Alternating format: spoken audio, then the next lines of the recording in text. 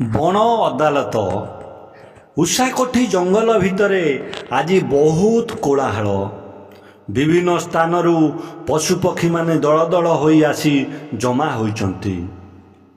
ଗୋଟିଏ ଉଚ୍ଚ ପଥର ଚଟାଣ ଉପରେ ବସିଛନ୍ତି ମହାବଳବାଘ୍ର ମହାରାଜ। କିଏ ନା ମହାବଳ ବାଘ ବସିଛନ୍ତି। ଆଜି ଉଷାକୋଠି ଜଙ୍ଗଲ ଭିତରେ ବହୁତ କୋଳାହଳ, ମାନେ ଗହଳି। ବହୁତ ସ୍ଥାନରୁ ବିଭିନ୍ନ ସ୍ଥାନରୁ ପଶୁପକ୍ଷୀମାନେ ଦଳ ଦଳ ହୋଇ ଆସି କ'ଣ ଜମା ହୋଇଛନ୍ତି। ମହାରାଜାଙ୍କ ଡାହାଣ ପଟରେ ବସିଛନ୍ତି ମହାମନ୍ତ୍ରୀ ଭଲ୍ଲୁକ, ମାନେ ଭାଲୁ। ବାମ ପଟେ ପ୍ରଧାନ ସେନାପତି ଚିତାବାଘ। ତାଙ୍କ ପାଖକୁ ବସିଛନ୍ତି ହାତୀ, ଗଧିଆ, ବିଲୁଆ, ହରିଣ, ଗୟଳ, ହନୁମାଙ୍କଡ଼ ଓ ପାତି ମାଙ୍କଡ଼। ପକ୍ଷୀମାନଙ୍କ ମଧ୍ୟରେ ଅଛନ୍ତି କାଉ, ବଗ, ସାରସ, କଜଳପାତି, ଶାଗୁଣା, ଚିଲ, ପାରା, କୋଇଲି ଓ ମୟୂର। ଅଜଗର, ଅହିରାଜ, ଗୋଧି, ଗୋଖର ଆଦି ସରୀସୃପ ମଧ୍ୟ ଉପସ୍ଥିତ। ଗୋଟିଏ ବୃକ୍ଷରେ ଅହିରାଜ ବାନ୍ଧି ରଖିଥାଏ ଦୁଇଟି ମଣିଷ। ସେମାନଙ୍କ ବିଚାର ପାଇଁ ବସିଛି ଆଜି ବଣ ଅଦାଲତ। କିଏ? ଅହିରାଜ ଦୁଇଟା ମଣିଷକୁ କ'ଣ ଗୋଟିଏ ଗଛରେ ବାନ୍ଧି ରଖିଛି। ସେଇମାନଙ୍କ ଆଜି କ'ଣ ବସିଛି ନା ବଣ ଅଦାଲତ। ସମସ୍ତେ ଆସି ଉପସ୍ଥିତ ହେବା ପରେ ମହାରାଜ ବାଘ ତାଙ୍କ ଟାଣୁଆ ନିଶକୁ ଚମକାଇ ହେଣ୍ଟାଳଟିଏ ଛାଡ଼ିଲେ। ଏକାଥରକ ସଭାସ୍ଥଳଟି ଥମ୍ କରି ନୀରବ ହୋଇଗଲା। ହନୁମାଙ୍କଡ଼ ଆଡ଼କୁ ଚାହିଁ ମହାରାଜ କହିଲେ, ହନୁମାନ, କେଉଁଥିପାଇଁ ଏ ସଭାର ଆୟୋଜନ? ବଣରେ କିଛି ବିପତ୍ତି ପଡ଼ିଲା କି? ହନୁମାଙ୍କଡ଼ ସଭା ମଝିକୁ ଯାଇ ମହାରାଜକୁ ପ୍ରଣାମ ଜଣାଇଲା। ତାପରେ ଦୁଇ ଗୋଡ଼ରେ ଠିଆ ହୋଇ କହିଲା, ମହାରାଜ, ଆମେ ହେଲୁ ବଣର ଜୀବ।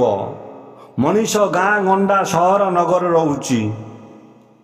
ବେଳେବେଳେ ଆମ ବଣ ଭିତରକୁ ପଶି ଆସି ଆମ ଜୀବଜନ୍ତୁକୁ ମାରି ପକାଉଛି। ଗଛ କାଟି ଜଙ୍ଗଲ ସଫା କରିଦେଉଛି। ଏଇ ଦୁଇ ମଣିଷ ହରିଣ ଶିକାର ପାଇଁ ଆସି ଗଛ ତଳେ ଛକି ଠିଆ ହୋଇଥିଲେ। ସେମାନଙ୍କ ହାତରେ ଥିଲା ବନ୍ଧୁକ। କୌଶଳକାରୀ ଅହିରାଜ ଏହି ଦୁହିଁଙ୍କୁ ନେଇ ଗଛ ଡାଳରେ ବାନ୍ଧି ରଖିଛି। ମଣିଷ ହାତରୁ ଖସି ପଡ଼ିଥିବା ଏହି ବନ୍ଧୁକ ହେଉଛି ତାର ପ୍ରମାଣ। ଏହା କହି ବନ୍ଧୁକକୁ ଉପରୁ ମୁହାଁ କରି ଟ୍ରିଗରକୁ ଚିପି ଦେଲା ମାଙ୍କଡ଼। ଟ୍ରିଗର ଚିପିବା ମାତ୍ରେ ଢୋ କରି ଫୁଟିଲା ଗୁଳି। ଟ୍ରିଗର ଚିପିବା ମାତ୍ରେ ଢୋ କରି ଯେତେବେଳେ ଫୁଟିଲା ଗୁଳି, ନୀରବ ଥିବା ସଭାସ୍ଥଳଟି ଏକାଥରେ କେଁ କାଁ ଚେଁ ଚାଁ ହାଉଁ ହାଉଁ କିଚିରି ମିଚିରି ଶବ୍ଦରେ କମ୍ପି ଉଠିଲା। ସଭାକୁ ଶାନ୍ତ କରିବା ପାଇଁ ଗର୍ଜି ଉଠିଲେ ସେନାପତି ଚିତାବାଘ।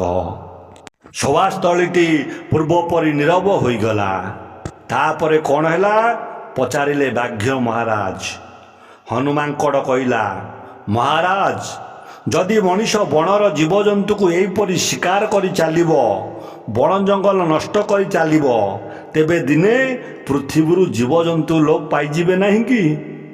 ହନୁମାଙ୍କଡ଼ର କଥା ନ ଶୁଣୁ ହସ୍ତି ମହାରାଜ ତା ଶୁଣ୍ଡ ଉପରକୁ ଟେକି କହିଲା, ସତ କଥା ମହାରାଜ।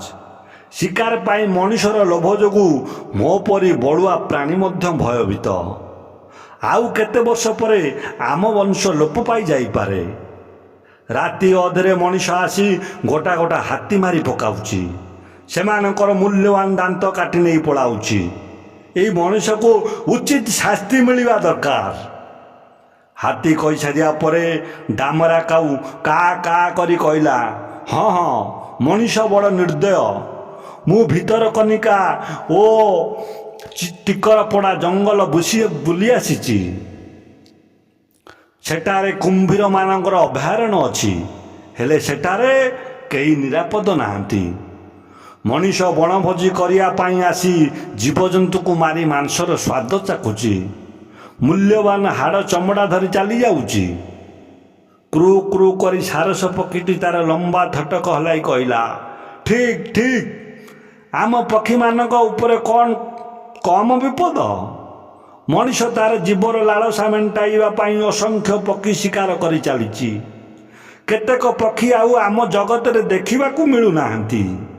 ଚିଲିକା ପରି ପକ୍ଷୀମାନଙ୍କ ଅଭୟାରଣ୍ୟ ଆଜି ବିପଦପୂର୍ଣ୍ଣ।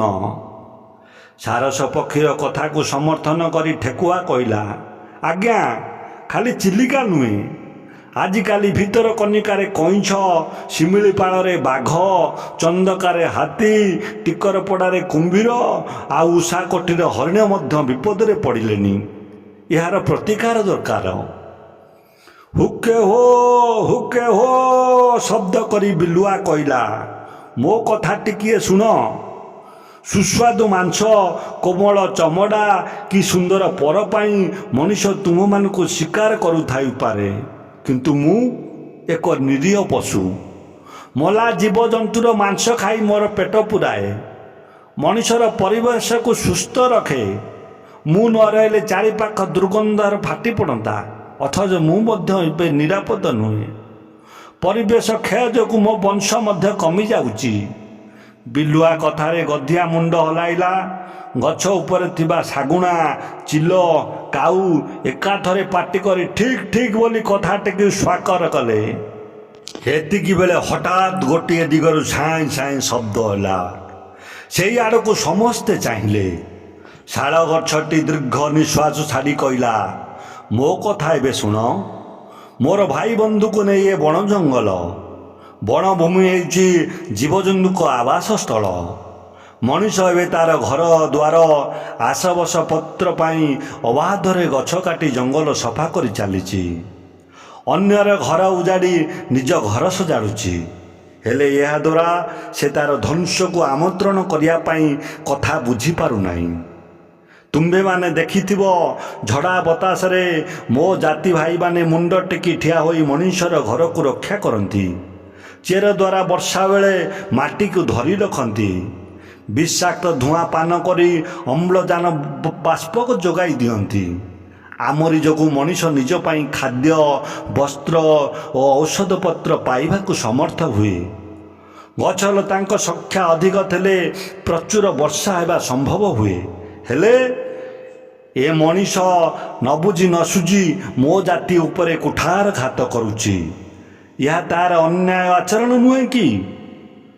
ଶାଳ ଗଛର କଥା ନ ଶୁଣି ମୟୂର ତା'ର ବିଚିତ୍ର ପୁଚ୍ଛ ବିସ୍ତାର କରି ଗିବ୍ରା ଫୁଲାଇ ଚୂଡ଼ା ହଲାଇ କହିଲା, ହଁ, ମଣିଷ ଦିନକୁ ଦିନ ବଡ଼ ସ୍ୱାର୍ଥପର ଓ ଅବିବେକୀ ହୋଇଯାଉଛି। ବିଚାରହୀନ ଭାବରେ ଜଙ୍ଗଲ ନଷ୍ଟ କରୁଛି, ଜୀବଜନ୍ତୁକୁ ମାରି ପକାଉଛି। ମଣିଷକୁ କଠୋର ଶାସ୍ତି ମିଳିବା ଦରକାର।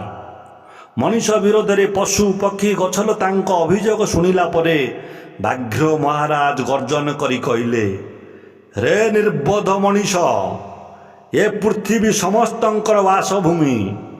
ଏଠାରେ ସମସ୍ତଙ୍କର ବଞ୍ଚିବାର ଅଧିକାର ଅଛି। ମଣିଷ ତ ପଶୁ, ପକ୍ଷୀ, ଗଛଲତାର ସ୍ଥାନ ପୃଥିବୀ ପୃଷ୍ଠରେ ରହିବା ଆବଶ୍ୟକ। ଜୀବଜନ୍ତୁ, ଗଛଲତା ନ ରହିଲେ ଏ ବସୁଧାରେ ମଣିଷ ମଧ୍ୟ ବଞ୍ଚି ରହିପାରିବ ନାହିଁ। ତେଣୁ ମଣିଷ ନିଜେ ବଞ୍ଚି ରହିବା ସହିତ ଅନ୍ୟମାନଙ୍କୁ ବଞ୍ଚାଇ ରଖିବା ପାଇଁ ଯତ୍ନବାନ ହେଉ। ଏହାପରେ ମନ୍ତ୍ରୀ ଭଲ୍ଲୁକ ଆଡ଼କୁ ଅନାଇ କହିଲେ, ମନ୍ତ୍ରୀ ମହାଶୟ, ଏହି ଦୁଇ ମଣିଷକୁ କି ଦଣ୍ଡ ଦିଆଯିବ ପ୍ରକାଶ କରନ୍ତୁ।